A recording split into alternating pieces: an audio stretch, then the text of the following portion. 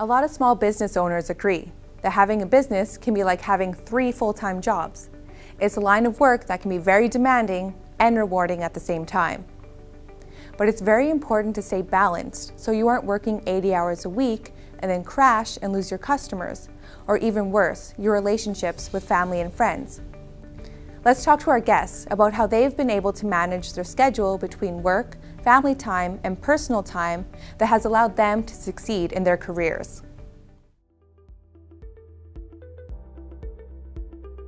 So when you're an entrepreneur, work and life balance can be really tough. So do you have any tips that you could share that you use that you would like to share with the young female entrepreneurs? I think for me, some of the best advice my mom gave me is to make sure that you're taking advantage of every opportunity. So when I went to Paris, I was given about 4 months to prepare for that. And I worked 18-hour days, and I slept 3 hours a night for 4 months. So that's not quite balanced, but that's what I needed to do to make sure that I did my best in Paris. So obviously when I came back, I took a little bit of time out. But I think that especially in the first, definitely 5 years, you're sacrificing a lot. You're sacrificing family time, you're sacrificing personal time. But one of the reasons why we are entrepreneurs because we are passionate. Mm-hmm. And so when you love what you do, it kind of comes hand in hand. And I think that's something even now that we can kind of chuckle about because still, we're putting in long hours. Yeah. So it needs to come from a place of passion.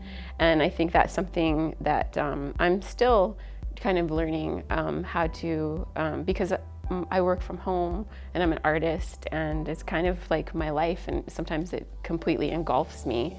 So I need to be more mindful of that. But definitely when taking time out for yourself, and making that time, I guess, is probably the advice I would give. But yeah, I mean, I think in the early stages to expect a balance is kind of crazy. Like to be completely honest. I mean, I get people coming to me regularly asking me to have conversations about them wanting to start up their business. And the first thing I ever say is like, oh, tell me why you want to open a business. Because if the answer is like Shosho said, like, I love what I do and I want to live and breathe it, then I'm like, you go girl, you're going to be amazing at it. But often the answer is I want to have autonomy and I want to have flexibility, I want to have control over my own schedule. And every time I hear that, I'm just like, I kind of have to laugh because that's not true. It's just not true. It's, at the same time as I opened my business, I had some friends who had newborns. And I really think my first year was very much like the first year of being a mom. And whatever, I haven't been a mom, so please, if that seems offhand, then I apologize. But I didn't sleep at night. I was at the salon anywhere from like 8 in the morning until midnight every night. I was driving home literally just to sleep and then get back up and do it again. And that was 7 days a week for at least a year and a half. I actually don't have a very big memory of the first year, And then I would say around the second or third year, I learned sleep was important. And I really wish that somebody had told me that. And what I recognized was I was at the salon and towards the later hours of the day and procrastinating a lot. And so I remember this one particular day, I was like, I'm just gonna go home. Like, I'm not actually accomplishing anything. I'm gonna go home and I'm just gonna rest and sleep. So once I realized that sleep actually created better productivity for me the next day, I made that a kind of a priority. So I try to sleep at least 7 hours a night, if possible. And if I have to work 6 days a week or 7 days a week, then that's fine. But it's hard to decide what the balance is when you're working in your passion. For me, art and creativity is a big part of it. So anything that I do, whether I'm researching online, Fashion Week is happening right now, for instance, so I'm constantly checking out what's going on in New York and what's for my trend forecasting and so forth. That's fun for me though, So I eliminated other things, like I don't have cable at my house. I haven't had it for 12 years, you know, like, so all that mind-bending stuff that maybe I might fill my time with, instead I'm filling it with things that could be work-related, but it's my passion and I love it. But I think in year 6 and 7, I definitely started to have a little bit more space.